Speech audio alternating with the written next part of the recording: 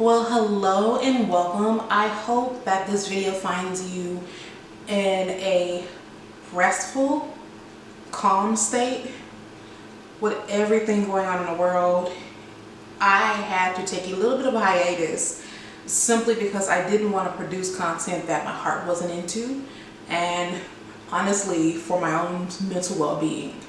I've mentioned in the previous videos that I do live in Minneapolis now, and being here where everything has just been mind-blowing. The heaviness of the area is definitely felt. Traveling around the city, I think last week I made my first debut outside of my house after 2.5 months to go get groceries, and to have to ride through the areas that had the riots and protests were, I don't think I've ever experienced anything that catastrophic. There are so many emotions, so many feelings that come forth. So I wanted to take time to just reflect and to really and truly look at my life to see, how am I able to help my own people? How am I able to go forward in my own life? Are there areas in my own life that I'm allowing things to get by because of performativeness? So I took some time to reflect and think, and making some changes. If you're interested in knowing some of those things, leave me a comment in the box below. Now this video is going to be a little interesting. So you probably look at the title, you're probably like, okay, what things are you going to tell us in regards to how to be feminine? What are things, like the 5 things that you have to have? So things that you probably have heard of and that are like from everyone else are required. So you have to wear long hair. That's number 1. You have to wear long straight hair. If it's kinky, it's hideous, and you're unfeminine. You have to wear dresses. That's number 2. You have to wear a dress. It's required. If you don't wear a dress, you're a man, essentially. Number 3, you have to have long nails. They need to be either pink or red or nude. No colors, because if you wear colors like blue and green, you are ratchet, okay? Like, there is no hope for you. Number 4, you have to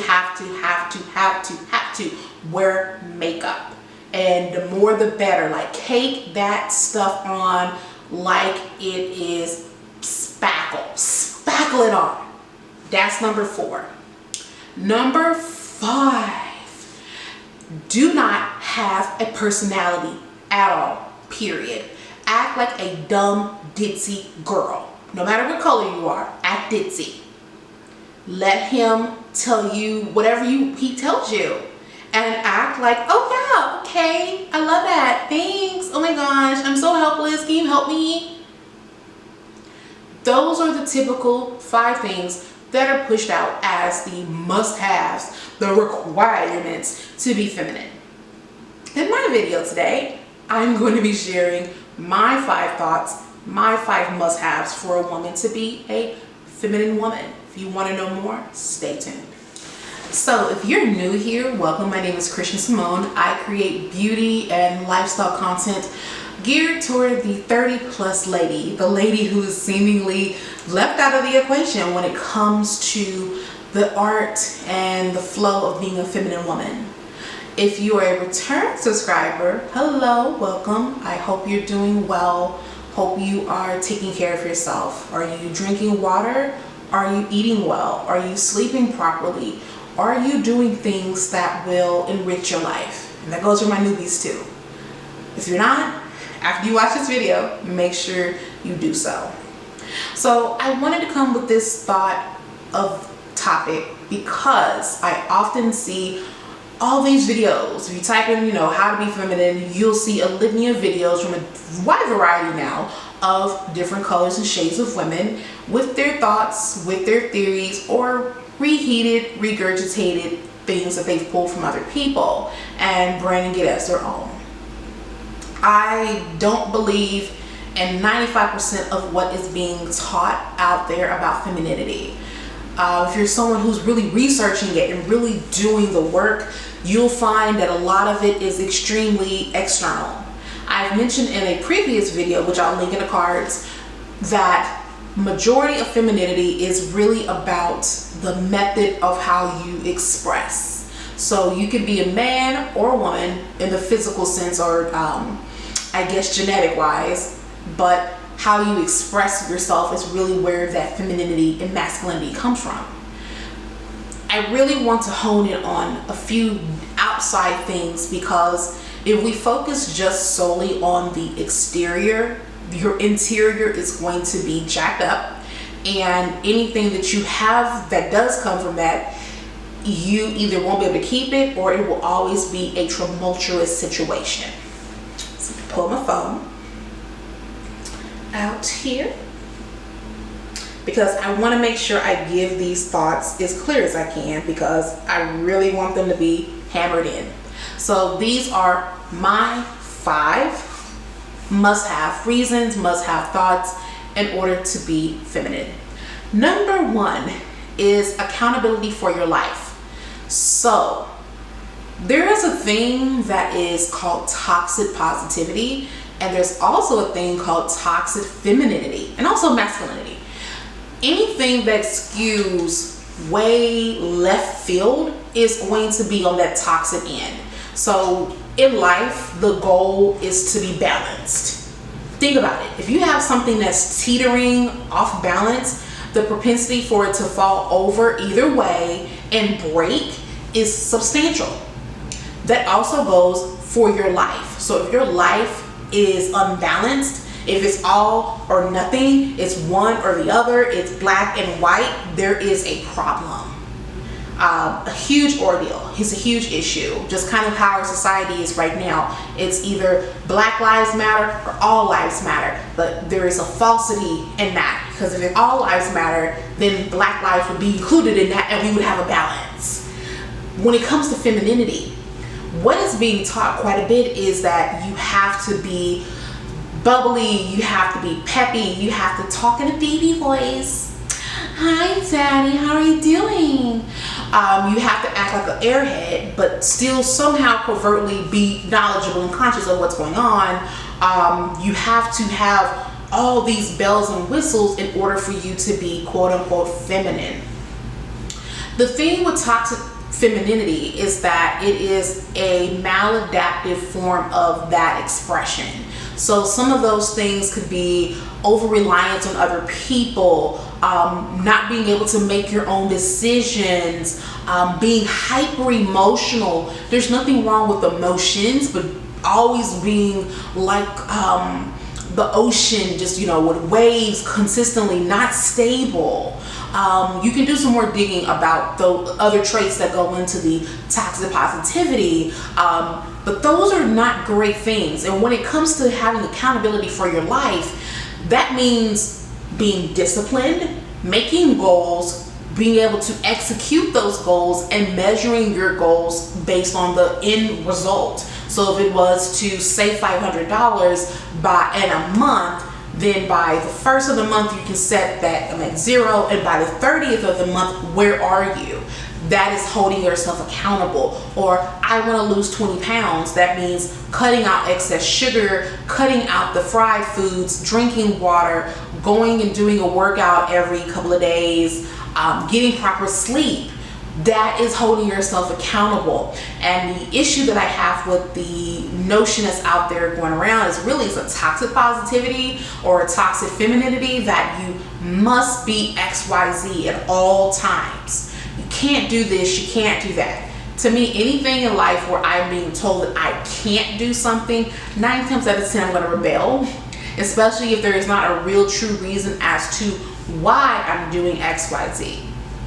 Yes, the exterior does matter, because men are visual creatures and they like to see a little skin, a little something in order to get their attention roused. However, you must be able to be accountable. It shouldn't be this big, oh, you didn't get me the black Hermes with the gold hardware. Oh my God, my life is over. I hate you. And you throw your phone and stomp out the room. That is illogical. You're a grown woman. That is not acceptable at all. And that means you're not holding yourself accountable. It's one thing to say, ooh babe, you know, I really like the gold hardware, goes with my collection. Can you maybe see if you can get that changed? It's definitely a different flow. I know that there are some people out in the world where they like that sort of thing, and then that to me is dysfunction that I will not go into in this video. So that's number one. Reasons or must-haves to be a feminine woman is to be able to hold yourself accountable in life.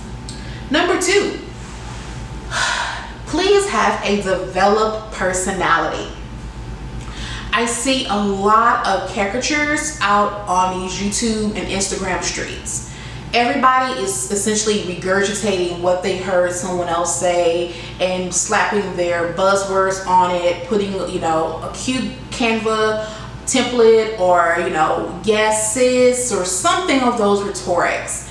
However, you need to have a personality. No one wants to have this like carbon copy. It scares me a little bit that so many are eager to want to turn off their personalities and copy someone else's in pursuit of thinking that this is what's going to attract a man. After a while, let's say you do catch that big whale financially, you know, he's got it all covered, he's positive, he's happy, he likes you, he likes to dote on you, provides you a great life, and let's say you get married.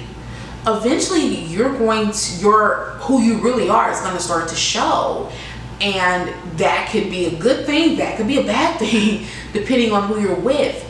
And it's very hard and very draining to keep up the facade of being someone else that you're not. It's a lot. I can correlate that to when I'm at work. I have to be this other person, and when I get off work, I'm pretty exhausted because keeping up this energy of someone else that's not authentically myself is tiring. So have a developed personality, have developed interests that are outside of material things. Are you into philanthropy? Do you like kids? Do you like cats, dogs? Do you like to read? Do you like the arts? Do you like the symphony? Do you like photography? Do you like baking? Do you like cooking? You know, what do you enjoy? What do you like? Have those things about you. Have something to talk about that is outside of the canned things that you found on a book on Amazon or saw on a YouTube video. Have those things develop. To me, that is what makes your femininity widely robust and vibrant, because for every woman out there, it should be looking a little bit different. So make sure you have developed your personality. That will save you so much energy and so much time. And also that means that the man or woman, whoever you like, is attracted to you. They're actually attracted to you versus this carbon copy paste person out there that everyone's trying to emulate. It's weird. That's all I can say. Number 3, education and self-development are a must for being a feminine woman. So your interests, which goes with number 2, should flow into your education. So there should be something that you're educating yourself on all the time. It could be about etiquette. It could be about aquarium, I can't pronounce the word today, horseback riding. It could be about baking. It could be about anything, quilt making. It could be about anything that you want it to be. You should always be in a pursuit lifelong of finding things to learn or things that you think you know. Going for a class, maybe get an advanced class on something, and learn. Education is always going to benefit you as a feminine woman. I look at when it comes to back in the day, the things that women groups focused on was education. It could be about etiquette. That's still a form of education and self-refinement, self-development. So you should be actively thinking, what can I learn? What can I do? It is a life, to me, that is short-lived if you just collect all the material things and yes, go jet set, But let's say you're in Dubai. What can I learn while I'm in Dubai? Can I go to a museum? Can I go and experience something different? All those things help you cultivate your femininity, cultivate who you are, builds confidence because you know something. You have something to kind of bring to the table. Not in a masculine way of trying to impress anyone, but if a topic comes up that you're well versed enough on, then you can speak about that intelligently and you can feel good about that. Oftentimes, what I find is women who do not cultivate their own. So, for some reason, in my beautiful new camera, the next portion did not film, and therefore, you will be seeing this beautiful face for a few moments. So, to wrap up the last part, if you don't cultivate yourself, you will lack confidence. When you lack that said confidence, you will cleave and look for other people to tell you who you need to be, who you should be, how you should act, which is right now what is extremely trendy with the femininity movement, and especially towards Black women. It has been weaponized to make you feel small, to make you feel as though you do not know how to be feminine. Yes, as a Black woman, we oftentimes will pull more into our masculine due to developmental things, due to upbringing, due to the fact that in the Black community, femininity is seen as a weakness, therefore, it is shunned upon, and therefore, we operate more in our masculine to survive. But if you educate yourself and you develop yourself, you will be able to speak with confidence, lead with confidence, and it just makes things so much smoother for your life. It makes you more enjoyable because you're really into the conversations. You won't feel intimidated when you're at a very nice function and someone strikes up a conversation.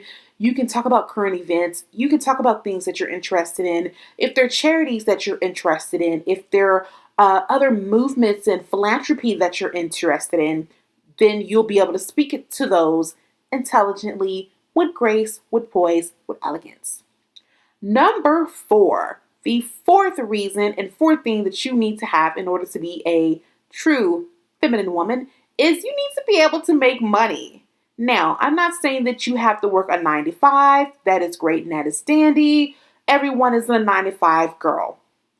I would like to be living my most kept housewife life.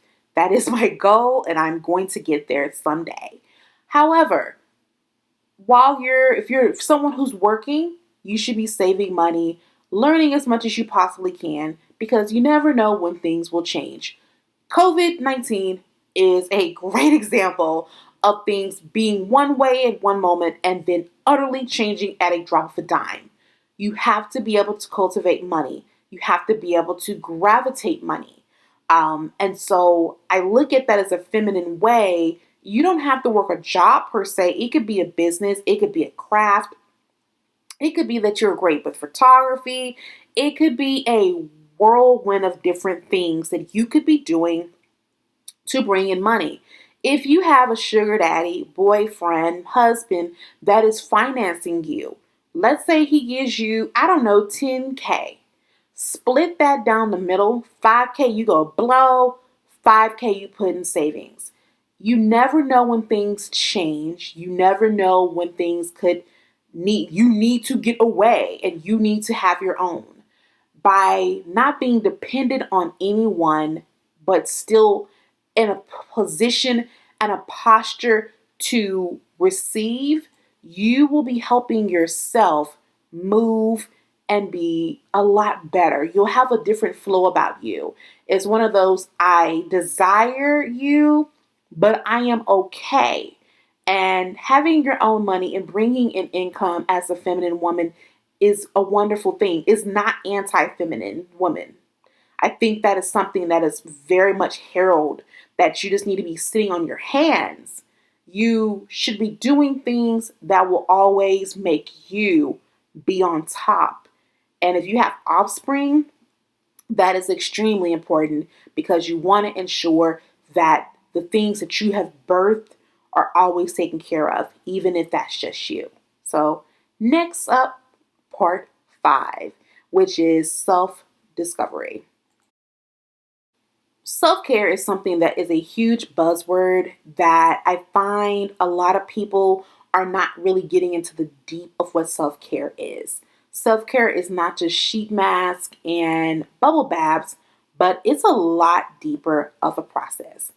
Back to the video. There could be a number of things that you have to do in the self, the deeper parts of self, in order to self-care. So you have to be able to understand where your trigger points are and where you are starting to fall apart.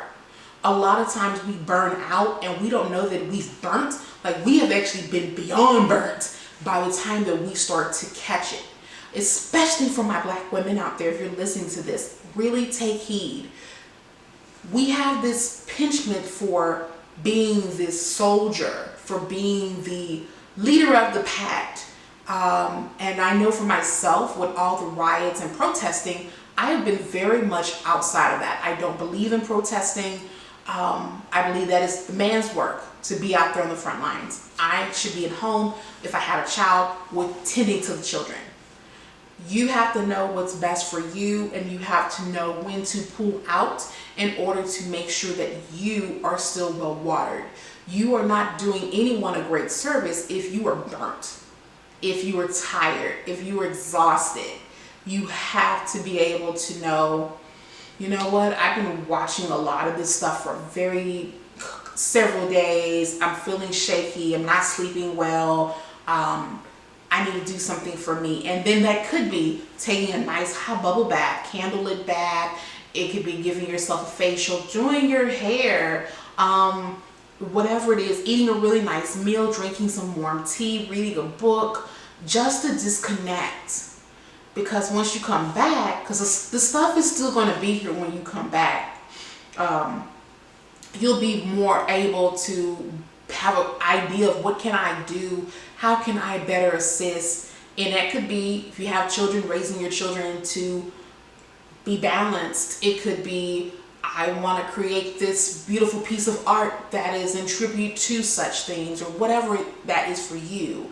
But these are the things that as a feminine woman, you are in control of. You are accountable for, because at the end of the day, no one's going to take care of you better than you can take care of you, because you should know yourself. Others can see certain things and it will be lovely. And I look forward to the day when Bae is like, ooh, babe, you've been tired lately more. I'm sending you off to the spa. Like, awesome, daddy, that is phenomenal. Let me go pack my purse. But until that day comes, you have to take care of yourself and ensure that you are as well preserved as you possibly can. Because the world is not a very fun place, especially not right now. And you have to take care of you. So I hope these 5 reasons of 5 ways to be the most feminine that you can be were helpful. I truly believe everything is from the inside out.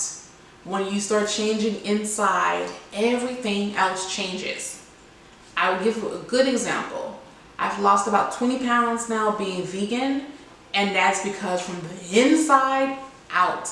This dress that I'm wearing, I've bought 3-4 years ago and could not get it on. And I'm actually wearing it and I'm happy. It all takes about what you do for your inside for it to start manifesting on the outside. And when those things start to blossom, they just continue to grow. It's just kind of like a domino effect, but you have to do the inner work. And that's where your true femininity comes in to play. You know, I look pretty. Yes, I do. But anybody can put on makeup. Anyone can put on a wig and put on a dress. The inner pieces of femininity come from inside. Well-watered, nurturing, loving, kind, not manipulative, not self-serving, not in a way of trying to be, not to say demonic, but being very hell-bent and evil for their own devices. Again, those are the things that I see out there in the world that are claimed as femininity, but honestly and truly, it's very toxic. Balance is the key. Balance is the way of life. Balance is going to ensure you have a high quality of life. So if these resonated with you, please give this video a thumbs up. If you really were digging it, make sure you drop a comment below. And if you're not subscribed, I'm not for sure what your reason is, but make sure you hit that subscribe button and hit the notification bell so that you can always be ready when I post a new video. So until next time, make sure you're living your best life and take care.